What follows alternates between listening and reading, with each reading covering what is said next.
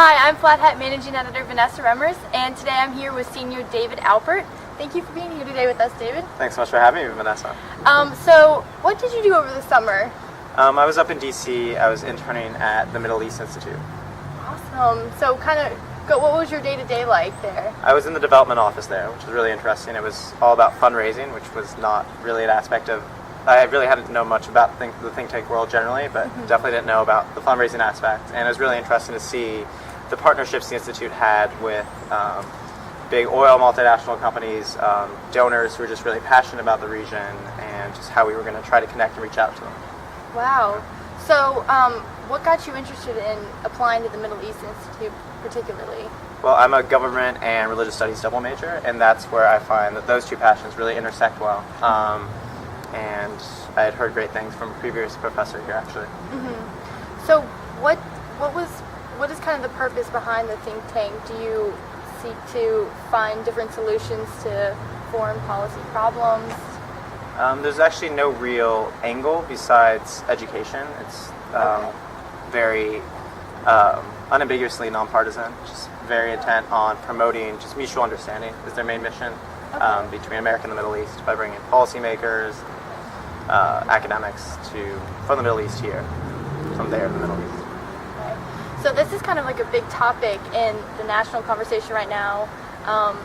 So how do you respond to the recent Middle Eastern riots in response to the video that was made, the anti-Islam video that was made in the U.S.? I think it's really interesting because it sort of posits a value clash between our American insistence on the freedom of speech and the right to that freedom under any circumstances, and a more, say it's Middle Eastern, but maybe more global sort of desire to respect cultures and respect where other people are coming from, respect the red lines someone might want to draw about, I guess, particularly the Prophet Muhammad, but anything.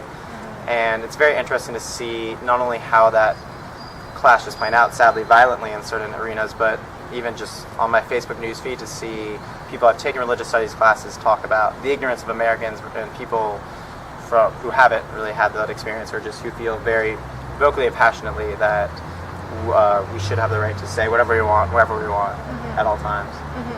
So you responded favorably when President Obama said that no matter what was said, it didn't warrant a violent uprising in response?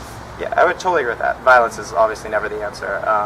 But I do think, especially in election year, the president has been kind of cornered into defending free speech above all else, and I think it's an important value, but I don't think it's necessarily universal, and hasn't always been, and might not necessarily always be in sort of the universal application that we see today.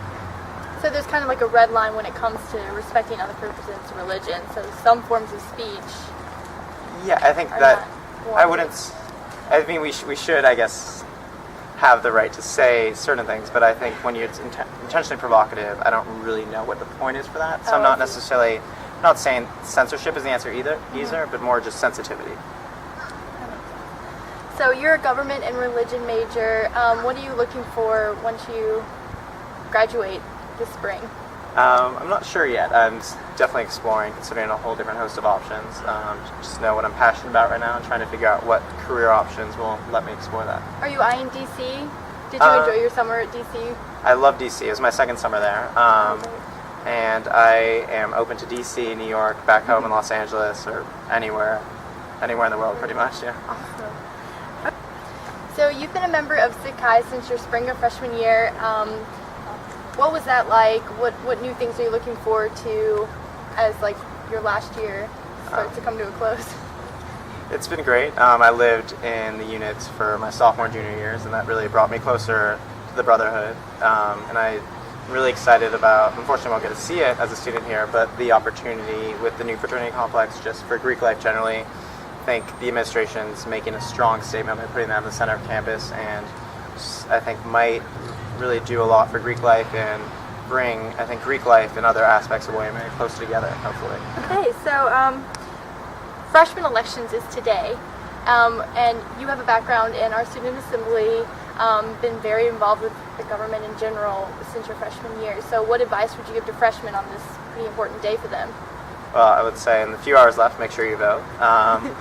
But beyond that, just the main thing is to get involved and try out a bunch of different stuff that goes in terms of academics. So my favorite classes have been business classes that I took once or twice, a couple different business classes, acting, and extracurricularly do take advantage of all the college has to offer and try out things that you, I don't know, get a friend and go join a dance crew for one of the cultural shows, or just participate and take advantage of William & Mary.